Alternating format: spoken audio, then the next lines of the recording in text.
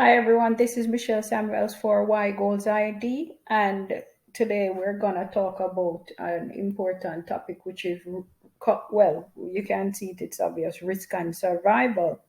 Now, if you've clicked on this link or this video, it's because you may be toying with the idea of why risk and survival is important. You may be reflective because of all the incidents that have happened in the last few years, and it's causing you to probably think about the risk factors that may be ahead of you in the game and also how to survive them. And this can be from a multiple outcome standpoint. And I'm sure there's a long list that we could go through in terms of putting risk into a category. Now, if you listen till the end of this video, it will give you some clarity as to why risk and survival is so important. And I'm always saying, yes, it's important, but different combinations of categories work together to create certain outcomes. So every every category is important in its own context. However, categories can alter depending on the environment and the individuals that are involved in the whole idea or concept.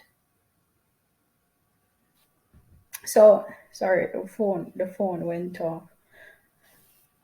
There was some message or something. So let's move on. So one of the things that helps me when I'm doing my research, and sometimes I'll be searching for my words, and that's because I do research. I do the research, and I try to relate to my audience on a level where they feel connected to me, and it's almost like we're having a conversation, which that's basically what it is, because you're free to comment and so on. But one of the things that I do in certain circumstances is look at the root identity of the words and how they operate. What I recognize is that sometimes we're kind of using some words out of context, because even your interpretation of the word does not necessarily change the design of how, or the characteristic traits of how the word will operate outside of you wanting it to work a completely different way to how it's designed to work. So going to the root of the word is always helpful. Well, it can be helpful in giving some insight. Now, when we're looking at risk, from the origination of the word viewpoint, with all the information that we have in front of us, not neglecting that there's a possibility that we don't have some information, but there's connection to the word operating um, within the context of a connection to the fact that it was paired with run in the 1660s, and also that the word itself is more uh, specific, or one of the subsets is hazard of the loss of a ship, goods, or other properties. This is from like 1719. Now, another one of the meaning, well, the overall meaning of the word is hazard, danger, peril, exposure to mischance or harm. So if we look at the fact that risk was paired with run in the 1660s, one can run towards something or one can run in any other number of directions based on what is occurring. So outside the fact that we've connected risk to the enterprise taking chances, the fact that we might be exposed to high levels of danger and peril, and the fact that it's combined with run as to how it originally operates, and the fact that we know that chance is in the whole picture. So if chance is in the whole picture, let's look at chance. So I went and I looked at chance and I thought, okay, chance is an embedding that's attached to risk. And in the late 14th century, chance as a verb means to come about or to happen. So that's why they say to risk, take chances. So if you're looking at risk, if chance means to come about and to happen, and risk is the natural occurrences outside of enterprise, but it's almost like it's designed to stem from the enterprise standpoint. So one would probably be inclined to want to pass risk over to larger organizations rather than seeing risk as a necessary um, day-to-day way of looking at things. And the next thing is that there are fear factors embedded in the whole concept of risk, because from a human standpoint, we tend to look at taking certain chances that are to our peril, which is what the meaning goes back to in risk, that it will impact us negatively, and it will almost compromise our state of being, which leads us to the word survival. So if you look at the word survival, we definitely can see where there are different connections with survival. And survival was, it states act of surviving, continuation after some event. So I said continuation after some event. Okay, continuation on what level? And then there's an extension on that, where when you look at the synonyms attached to survival, you're looking at a word called continuance. And I'm saying continuance, but if you survive something, one would think that you've gotten over it. Why is continuation or continuance? Well, obviously, you have to continue through time from a physical standpoint and other variations, but continuance now takes us to a meaning that caused me to look at some questions. So the state of remaining in existence or operation, the time for which a situation or action lasts, and the state of remaining in a particular position or condition. Now, if one says one has survived or is looking at a survival strategy, the risk is there that one may be stagnated or kept in the same position or condition once one has the experience. And the reason why that risk is attached is because, irrespective of how you choose it, fundamentally the word operates in that way, and it has a connection to continuance. So possibly you'd have to be face to face with the idea that a continuance is a choice.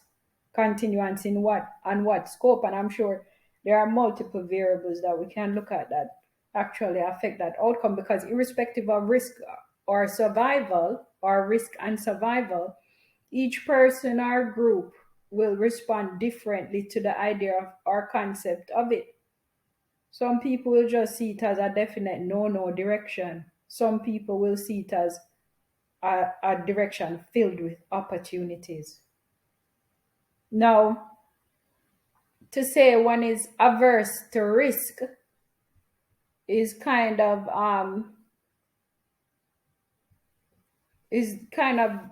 taken away from the whole idea that risk occurs every day anyway.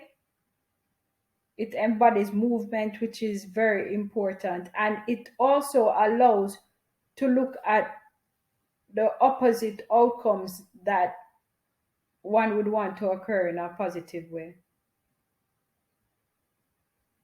So while looking at goals and looking to get towards all the things that some dream about, well, when we can, we can project and say some people will get there, some people won't, because of choices, because of combinations of events or interactions. But we want to get to kind of the nitty gritty of understanding how we react as individuals to a concept And if that concept is creating any form of blockage in the direction of what we hope to achieve, because as you see, or as been has been discussed, risk is connected to chance, and chance in itself has a meaning that means to bring something about and to happen, make it happen.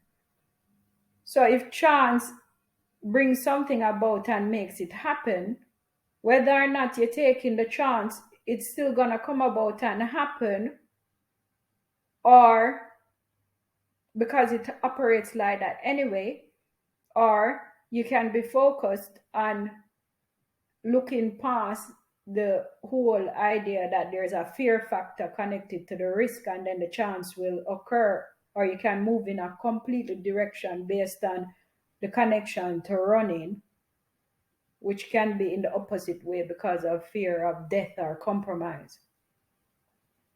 So you kind of have to, not have to, but you can consider aligning your thought patterns with the idea that with certain occurrences which are out of our control, we're not looking to kind of, we are on a certain level when dealing with the events, trying to survive, go through survival mode.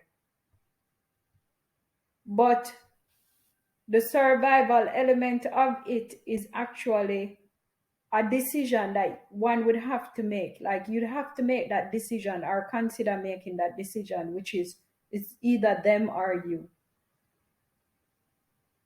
Now, this is a very tough place to come to for a lot of people because some people are very empathetic, or some people have been raised in an environment whereby they,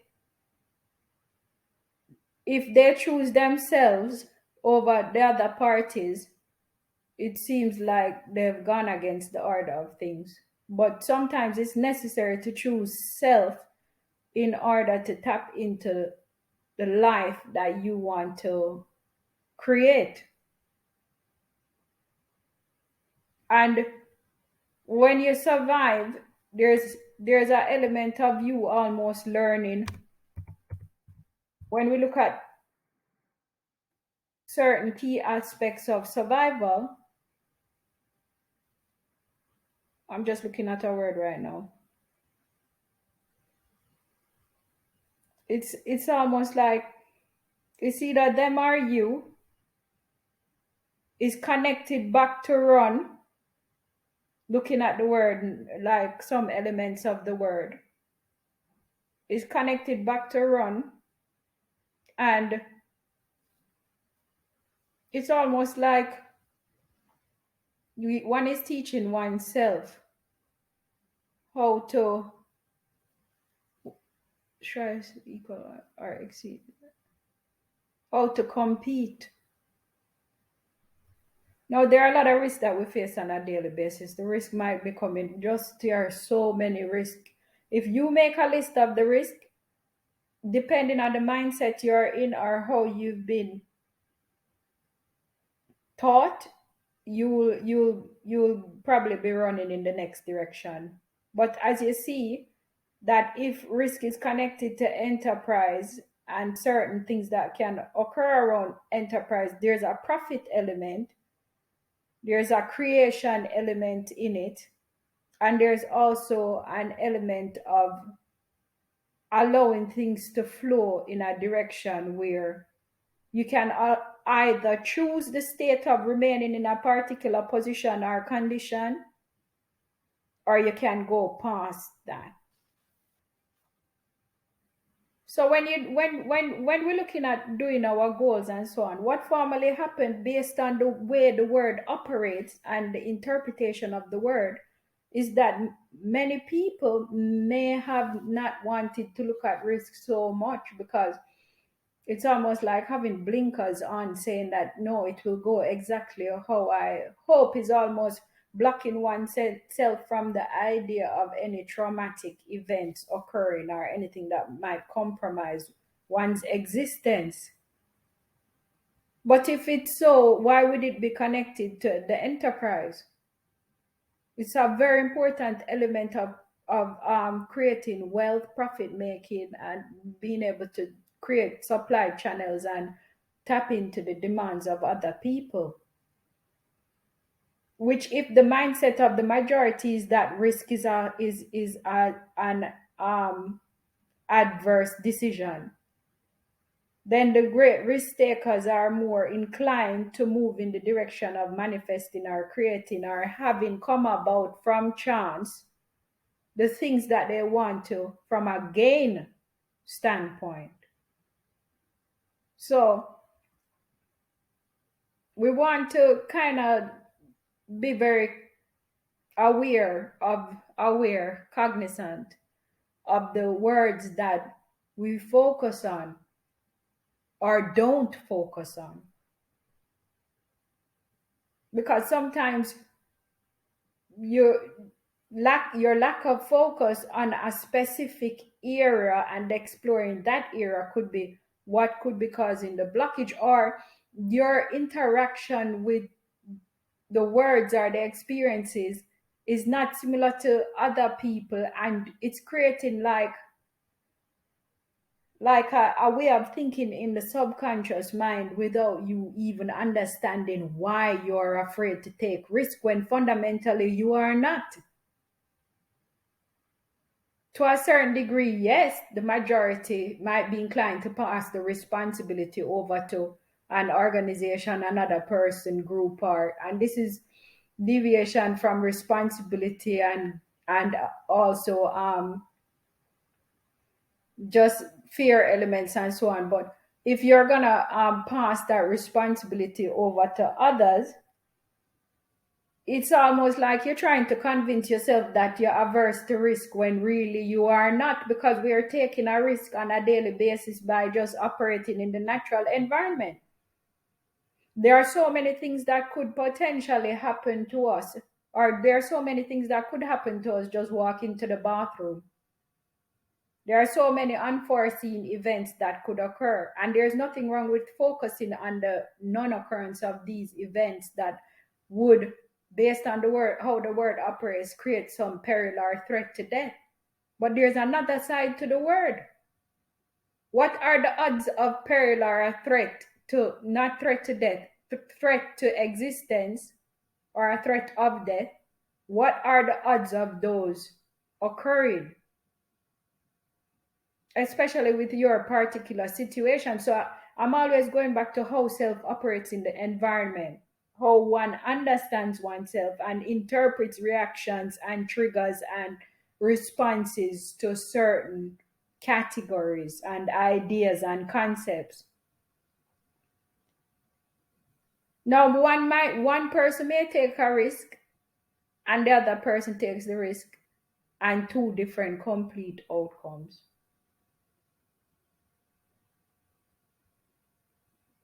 So you're kind of saying like it's almost like a lot of the society are in denial mode about the fact that I don't like to take risk. I want to play it safe.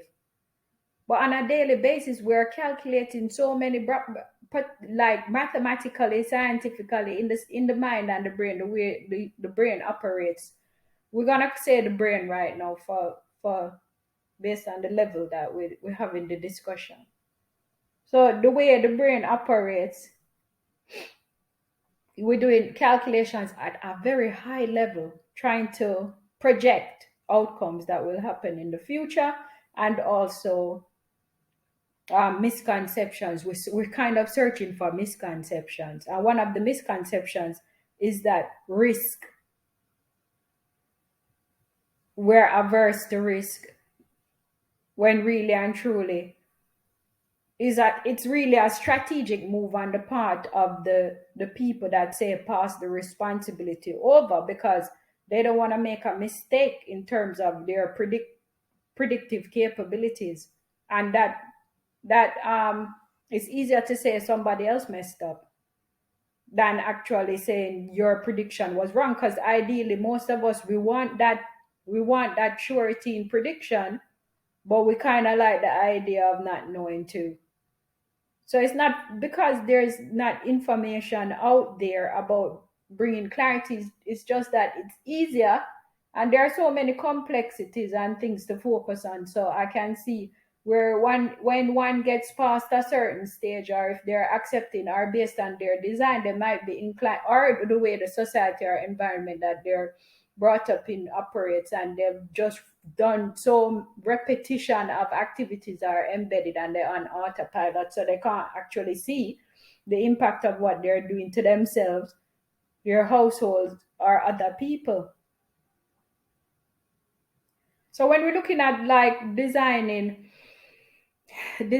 decisions moving forward, one of the things that we may need to get past is to look at how the mind is, the mindset that we're in, why that mindset is there, and if we can tweak some aspects or areas of it to put us in a more strategic position, or a position that pushes us in the direction of what we're going for. Because inevitably, once you create a goal, once you say you're going after something, you're taking a chance. But you must take the chance, because chance means that it will help it to happen or come about. And if chance is connected to risk, then really and truly we're just deceiving ourselves from the element of risk. The survival aspect of it is embedded in the competitive nature of how things operate. Now, some people have to actually survive from the fundamental stages of upbringing. And the way they learn to survive was through different forms of maybe control, fear. It could be, just repressing parts of oneself, fitting in, not working in conjunction with a constant theme or idea, and being able to be unique in that context or within that group. So when you're creating like the blueprint of what you want to look at, we have to think about events that we don't have to, but as a thought, look at the events that have occurred. And if extreme events need to be included in one's plan, it needs to be included in one's plan. The time frame that you have to bring the plan to fruition, yes, it may be a constraint, but the exclusion of the idea is what leaves you in a position of taking a L or a loss. And as I was told by somebody, we don't take L's, we take less L's from the direction of taking lessons. It's not a loss, because you never want to walk away and feel like you've actually lost, because you can't. You actually lose, because you've actually learned something if you choose it. So when we're doing the goals aspect of it, and looking at what we're aiming towards, what our dreams and desires are, we want to create a realistic blueprint. And there are different parts of that blueprint. And I mean, we can't, not that we can actually plan for every eventuality. How we react as a group or as individuals according to those eventualities that occur, or some eventualities may not show up in your timeline at all. And you can avoid certain eventualities to so much of a degree that you actually create an outcome that wasn't originally there, because you're going through a state of constant avoidance. So finding that balance and trying to distinguish which categories of risk are applicable is key, important. But it can be somewhat overwhelming, because remember, you can actually run in any direction. And if you're running in any direction and it's overwhelming to you to process the information or to expose yourself to the information, because we think that if we expose ourselves, which is to a certain degree true, if you expose without any form of what's the word, without any plan of action or contingency plan, we don't want to look at all those possibilities. We leave it to other groups, because it's too much, it's too overwhelming. Like, how much information can we really process? But moving forward, it's not even a choice, because whenever these events occur, you as an individual or your household find yourself in the city, you have to deal with it. You have to recover from it. You have to look at the losses that you've had or the lessons you've had. And you'll have to be the one, you or your partner or your group or your family or your team or your organization, you'll have to be the one to recover from it. And sometimes recovery is very minimized because of the invested time and effort that's gone, and a restricted amount of opportunities, it would seem, not necessarily that is ahead of you. So you want to kind of be looking at different areas of risk that might potentially, not potentially, yeah, potentially affect you in an extreme way. In some countries, from a cost perspective, you have to be looking at areas like healthcare. A lot of people don't necessarily know how to look at certain health risk that may be attached to their design. But you want to have a general overview of like certain things, categories, what are the probabilities, and maybe some of the cost factors, so you can put a contingency in place. Or if something shows up, you can identify kind of if it's actually a real risk, an impending risk, or an actual risk that has been created in the mind when it won't affect you on certain levels.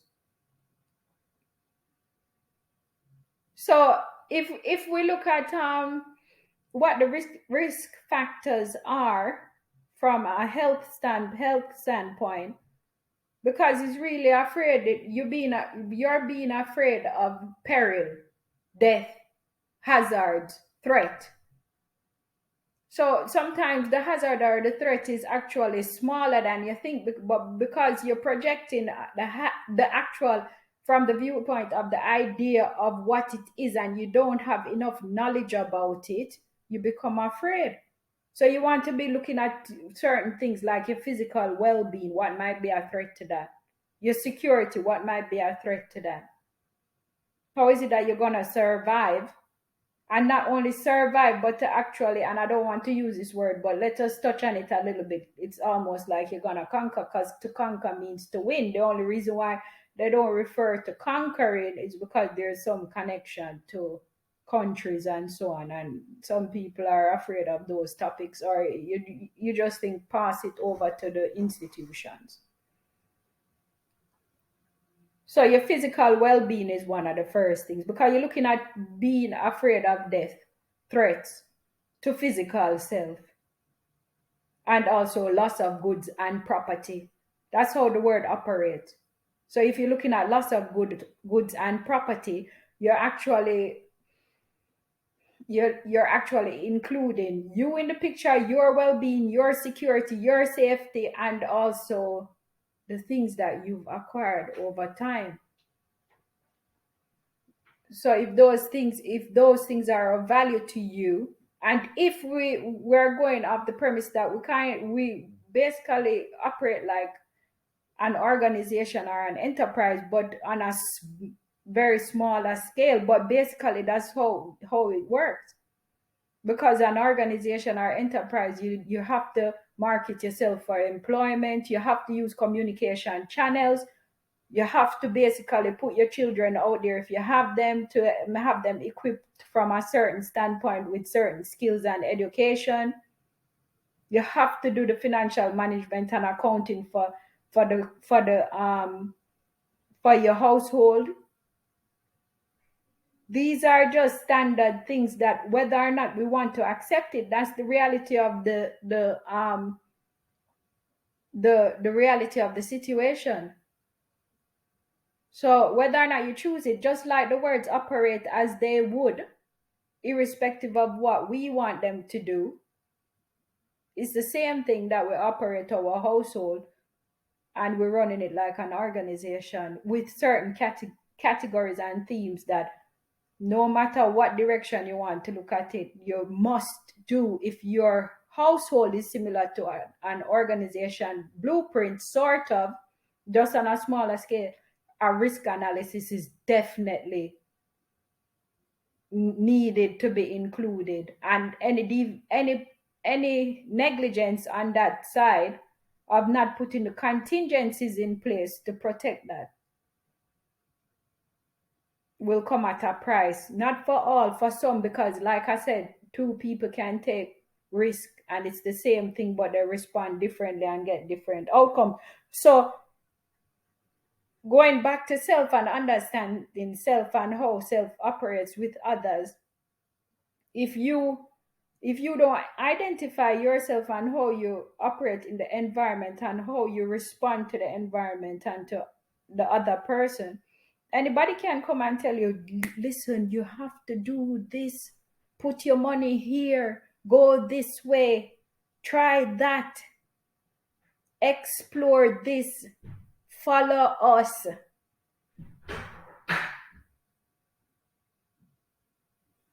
But as we are recognizing from doing the videos and having these discussions, that you will have a clearer picture of which, from a foundation standpoint, because it gets very complex as you move along, but then it simplifies. You will be able to say, you know what, that investment channel or funnel is not for me. You know, I've been doing a certain thing, but it doesn't match with me. That's why I'm not making any progress. It may actually match with you at some point if you keep persevering and determining, but if it's not in your original design or how you operate within the context of self, it may or may not come to fruition. And if it does, it comes to fruition for a time and then it fizzles out, and it's possible you may lose it. So there's nothing wrong with creating some form of, research around what the potential environmental risks are. Some risks cannot be managed by you alone, and there are organizations out there that are prepared to do that, but some risk will definitely impact you whether or not the organization is dealing with it, and some are whether or not the organization is dealing with it, you may have to do your part. But it's difficult. Why is it difficult? Because there are so many people out there who they're just trying to actually go through the survival state of things. But as we can see, survival itself is connected to continuance, and continuance has an element of staying in a fixed position of irrespective of getting past the event that was traumatic. So you're not looking to survive. You're looking to survive to a point, but not latching on to the idea that you're a survivor. And I'm sure there's some connection to having that victim mentality, which is a whole different discussion. So remember, you want to look at how words operate. You want to look how words operate and how categories, how you respond to certain categories. The next thing, you want to look at the categories that that is causing fear or moving in that direction away from the things that you're aiming towards. Or is it that you're picking up something in your subconscious mind that has been processed that is telling you that yes, you'll get what you're going after, yes, you will take the risk, but there are some negative what is it, there are some negatives that may occur as a result, and the negatives that occur as a result may be so not large, but so much that you just think it's not worth it, because indirectly you do the risk analysis and you do get to the point of gaining, but eventually the other factors that arise as a result of you going in that direction are negatives, and then you have to make a decision and say, you know what, I'm not going to take this risk, but I'm aware of how it works, I'm aware of the impact, and if anything, I can actually put a contingency in place, but this is not a direction for me. So I'm going to close the video now and say that it's really great doing these videos for you guys, and I'm feeling more proud every day, not from an arrogant standpoint obviously, but just proud that the information is being put out there, we are being listened to. I was just saying to you, subscribe to the channel. press the like button, make a comment. It would be really great to hear from you guys. And if there's anybody that needs to communicate with me, the email address is attached to our channel. So I'm Michelle Samuels for Why Goals ID. Have a fantastic weekend, and moving forward, just think carefully about the decisions and take actions that